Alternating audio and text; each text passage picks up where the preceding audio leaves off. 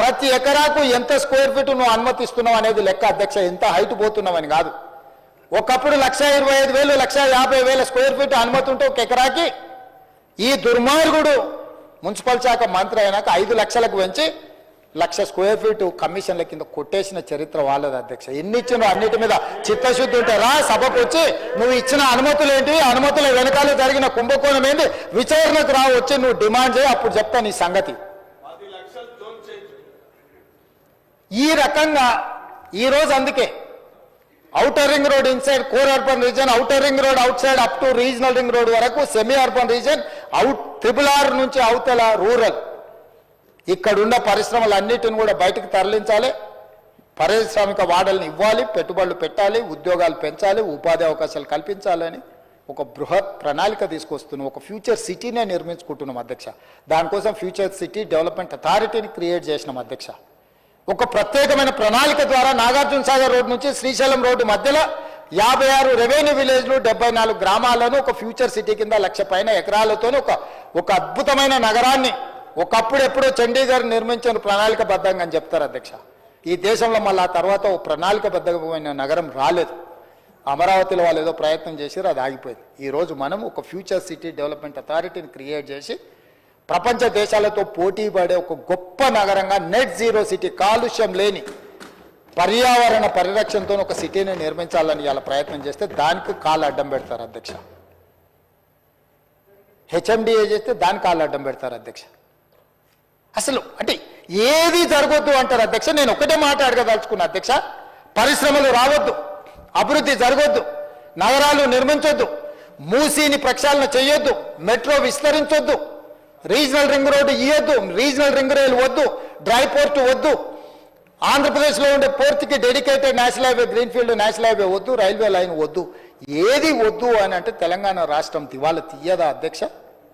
ప్రతిపక్షంగా వాళ్ళు చెప్పాల్సిన లగచర్లో తమరు అమ్మమ్మ గారు ఊరు అధ్యక్ష, మీకు తెలుసు పోలేపల్లి ఇవన్నీ తమరు అక్కడనే పెరిగిండ్రు. ఒక 1300 ఎకరాలలో మనం ఒక పారిశ్రామిక వాడం తీసుకొచ్చి మన వెనుకబడిన ప్రాంతంలో వేలాది మంది నిరుద్యోగ యువకులకు, ఆడబిడ్డలకు ఉద్యోగ అవకాశాలని ముఖ్యమంత్రి అయిన నేను, తమరు స్పీకర్ అయినరు, మన ప్రాంతంలో ఒక ప్రాజెక్టు తీసుకుంటే కలెక్టర్లను అధికారులను బండరాలతో కొట్టిస్తారా అధ్యక్ష? ఇది మంచి పద్ధత? కొట్టినోళ్ళ మీద కేసు పెడితే దాని తప్పు అట్లా ఇది అంటారు. అంటే పోలీసులు ఏం చేస్తారు అధ్యక్ష? కలెక్టర్లను కొట్టొచ్చా? రాళ్లతో సంపమని వీళ్ళ ఆదేశాలు ఇవ్వచ్చా? వాళ్ళ మాజీ ఎమ్మెల్యే గారు సంపూర్ణ వస్తాయని చెప్పింది నిజం కాదా? వాళ్ళ మీద కేసు కడితే దాన్ని తప్పు అంటారు అధ్యక్ష. అంటే రేపు ఒకవేళ మీ మీద దాడులు జరిగితే కూడా కేసులు కట్టొద్దా? ఒకవేళ మీరు ఎక్కడైనా పర్యటనకు పోయినరు, సేమ్ అట్లనే అక్కడ కొంతమంది ప్రజలు మాకు పరిశ్రమలు కావాలి, పరిశ్రమలు పెట్టాలి అడ్డుకుంటున్నందుకు మిమ్మల్ని కూడా బండరాలతో కొడతామని మీ కార్ల మీద బండరాలు ఎత్తేసి మిమ్మల్ని చావు బతుకుల మధ్యలో పరిగెత్తిచ్చాను అనుకో ప్రజలు, అప్పుడు కూడా నేను కేసు పెట్టొద్దా? మరి చెప్పండి ఆ మాట. చెప్తే ఆటవిక రాజ్యానికి వదిలేద్దాం, ఎవరైనా దాడులు చేసుకోవచ్చు, ఎట్లయినా పోదాం. మీకు రక్షణ కావాలి, రక్షణ వలయం ఉండాలి, మిమ్మల్ని ప్రభుత్వాలు కాపాడాలి. కానీ ప్రభుత్వంలో 24 గంటలు పనిచేసే అధికారులను మేము కాపాడొద్దా? రెవెన్యూ సిబ్బందిని కానీ ఇతర శాఖ సిబ్బందిని మేము కాపాడొద్దా? దాడులు చేసిన దుర్మార్గుల మీద కేసులు కట్టొద్దా? ఎట్లా అధ్యక్ష చెప్పండి? దాడి అనేది దాడే. నీకు నిరసన తెలపడానికి ఇందిరా పార్క్ ఓపెన్ చేసినాం కదా ధర్నా చేయడానికి, మీరు మూసేస్తే ఇందిరా పార్క్ వచ్చి ధర్నా చేయండి, కూర్చోండి, నిరసన తెలపండి. ప్రతిదానికి ఒక పద్ధతి ఉంది అధ్యక్ష. భౌతిక దాడులను మనం ప్రోత్సహిద్దామా? ఇదేనా వీళ్ళు నేర్పిన సంస్కృతి? ఇదేనా వీళ్ళు తెలంగాణ రాష్ట్రంలో పెంపొందించదలుచుకున్నది? చేయొద్దా తెలంగాణ అభివృద్ధి? పరిశ్రమలు రావద్దా? పెట్టుబడులు పెట్టొద్దా? నిరుద్యోగ యువకులకు ఉద్యోగ ఉపాధి అవకాశాలు ఇవ్వొద్దా? ఈ విద్యార్థులకు చదువు చెప్పొద్దా? యంగ్ ఇండియా స్కిల్స్ యూనివర్సిటీ వద్దా? యంగ్ ఇండియా స్పోర్ట్స్ యూనివర్సిటీ వద్దా? Young India integrated residential schools వద్దా? ఏం చేయాలో మీరు చెప్పండి అధ్యక్ష. వాళ్ళని చెప్పమని వచ్చి చంద్రశేఖరరావు గారిని రమ్మని పెద్దల్ని నేను మాటిస్తున్న అధ్యక్ష తమ ద్వారా చంద్రశేఖరరావు గారికి, నా సభ్యులందరికీ నేను చెప్తున్నా, వారిని వచ్చి వారి గౌరవానికి భంగం కలిగించము, హుందాగా వ్యవహరిస్తాము, వారి అనుభవాన్ని రంగరించి సలహాలు సూచనలు ఇవ్వమనుండి 100% ఈ ప్రభుత్వం వారు సహేతుకమైన సలహా సూచనలు ఇస్తే పాటించడానికి సిద్ధంగా ఉన్నాము. అనుభవం కలిగినోడు కాబట్టి చెప్పమని ఉండ్రి. నేను ఏది చెప్పను, నువ్వు ఏది చేస్తే దాన్ని చేయని అను కాళ్ళలో కట్టబెడతా, నేను కింద పడేస్తానంటే ఎట్లా అధ్యక్ష? ఏం చేయాలి? నాకున్న పరిష్కారం ఏందో మీరు చెప్పుండ్రు అధ్యక్ష. నాకు కూడా మీరన్న దశాదిశ నిర్దేశం చేయరు. ఇట్లా చేసేటోళ్ళను ఏం చేయాలో ఒకసారి మీరు చూసి. ఈరోజు మనకు అమెరికా, సౌత్ కొరియా నుంచి పర్యటన నుంచి తెచ్చిన పెట్టుబడులే కాదు అధ్యక్ష, ఐటీ దిగ్గజాలైన గూగుల్ కానీ మైక్రోసాఫ్ట్ ఈరోజు వ్యాపారాలను విస్తరించిన అధ్యక్ష హైదరాబాద్లో ఏఐ ఆధారిత యాక్సిలేటర్ సెంటర్ నెలకొల్పేందుకు గూగుల్ ఒప్పందం చేసుకుంది అధ్యక్ష. మైక్రోసాఫ్ట్ కంపెనీ 15,000 కోట్ల పెట్టుబడులతో రీసెర్చ్ అండ్ డెవలప్మెంట్ హబ్ నెలకొల్పింది అధ్యక్ష. హెచ్సిఎల్, ఇన్ఫోసిస్, విప్రో కంపెనీలు తమ క్యాంపస్లను విస్తరించాయి. కాగ్నిజెంట్ సంస్థ 15,000 అదనపు ఉద్యోగాలను ఈరోజు చేసింది. FedEx, ZF life tech, Marriott లాంటి పెద్ద కంపెనీలు గ్లోబల్ కేపబిలిటీ సెంటర్లను ఇక్కడ ఏర్పాటు చేస్తున్నాయి. ఇటీవలనే బయోటెక్లో ప్రపంచంలో పేరెనికైన ఆమ్జెన్ ఈరోజు అమెరికా బయట మొట్టమొదటిసారి పెట్టుబడులు పెట్టింది హైదరాబాద్లో 6,000 మంది ఉద్యోగస్తులతో ప్రారంభించారు అధ్యక్ష. నేనే స్వయంగా వెళ్ళినా. లెన్స్కార్తో నిన్నమనని మా మిత్రుడు శ్రీధర్ బాబు గారు 1,500 కోట్ల రూపాయలతోని కళ్ళద్దాల కంపెనీ ఈరోజు పెట్టుబడులు పెట్టింది అధ్యక్ష. ఇన్ని అద్భుతాలను సాధిస్తుంటే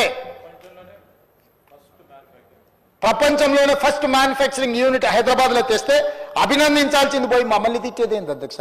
నువ్వు అభినందించక పర్వాలేదు. మేం కట్టిన శిల్పారామం దగ్గర నువ్వు కావాలంటే సెల్ఫీ దిగు, సెల్ఫీ డబ్బా కొట్టుకో, మేమేం వద్దంటలేము. ఆ శిల్పారామం కూడా మేము కట్టింది, నువ్వు కట్టినావు.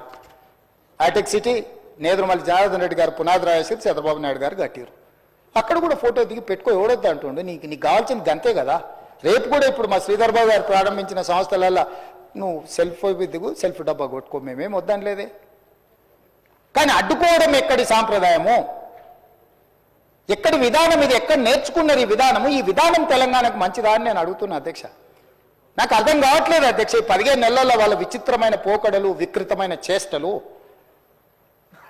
ఇట్లా ఆయన పెద్ద మనిషి అని చెప్పాలి కదా. ఈ పిల్లల కట్టు తెలియదు, తాడిపొంగడం లేని వాళ్ళు అనుకుందాం కాసేపటికి. పెద్ద మనిషి అని చెప్పాలి కదా, ఇది పద్ధతి కాదు, ఇది తప్పు అని. మన ఇళ్ళలో మన పెద్దలు మనకు చెప్పారా అధ్యక్ష? ఈ వయసులో కూడా నాకు అప్పుడప్పుడు జానారెడ్డి గారి దగ్గరకు వాళ్ళ దగ్గరకు పోతుంటాను. ఎందుకు? మనకంటే అనుభవం ఉన్నోళ్ళు లేదని చెప్తే నేర్చుకుందామనే కదా. మీ ఇంట్లోనే అనుభవం కలిగిన వాళ్ళు ఉన్నప్పుడు నువ్వు కూర్చోబెట్టి చెప్పొచ్చు కదా చంద్రశేఖరరావు గారు. మేమేం వద్దంటలేమే, చేయమనే అడుగుతున్నాం కదా. అదేవిధంగా అప్పుల గురించి మాట్లాడుతున్నారు అధ్యక్ష. అప్పుల గురించి ఒక మాట చెప్పాలి అధ్యక్ష. తెలంగాణ వచ్చినాక అప్పులు చేసిరని మా బట్టి విక్రమార్క గారు వైట్ పేపర్ రిలీజ్ చేశారు. వైట్ పేపర్ రిలీజ్ చేసిన దాంట్లో 7,71,000 కోట్ల రూపాయల అప్పుల గురించి మాట్లాడారు. అయితే మీరు డిసెంబర్ తర్వాత మీరు చేసిన అప్పులు అందులో కలిపిర్రు అన్నాడు. నేను మా రామకృష్ణారావు గారిని అడిగిన, ఏంటండి విషయం అని. వారు కంప్లీట్గా లెక్క తీసి నాకు ఒక లెక్క తీసి ఇచ్చారు అధ్యక్ష. ఇది official, on record. If they wanted to challenge, I'm there. నేనున్నా ఛాలెంజ్. అవుట్ స్టాండింగ్ డెబిట్స్ 1/12/2023 నాటికి అప్పులు 6,69,257 కోట్లు. అదేవిధంగా పెండింగ్ బిల్స్ అంటే ఎంప్లాయీస్వి, క్యాపిటల్ వర్క్స్ అంటే ఇన్ఫ్రాస్ట్రక్చర్ చేసిన వర్కులు, స్కీమ్స్వి 40,154 కోట్లు. అదేవిధంగా అదర్ పెండింగ్ బిల్స్ అంటే డిస్కామ్స్కి, ఎనర్జీ డ్యూసు, సింగరేణి ఇట్లాంటి సంస్థలలో ప్రభుత్వం, రాష్ట్ర ప్రభుత్వం వాళ్ళ దగ్గర కొన్నది.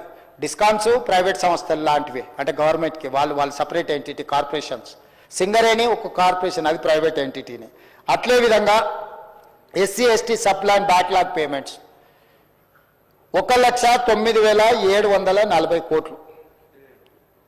ఇవి మొత్తం కలిపితే చంద్రశేఖరరావు గారు డిసెంబర్ 7, 2023 నాడు అధికారాన్ని బదలాయించిన రోజు 8,19,151 కోటి. ఇది నికరమైన లెక్క. ఇది నేను ఆస్తులు క్రియేట్ చేసినాయని అంటుంటాడు. ఆస్తులతో పాటు ఆ కాంట్రాక్టర్లకు ఇవ్వాల్సిన పేమెంట్లు, కరెంటు బిల్లులు, మిగతా పెండింగ్ పెట్టినవి కూడా అప్పే కదా. బ్యాంకులలో షూరిటీతో తెచ్చిన అప్పు కాదు, ప్రభుత్వం కట్టాల్సిన పెండింగ్ పెట్టి పారిపోయిన అప్పు అధ్యక్ష ఇది.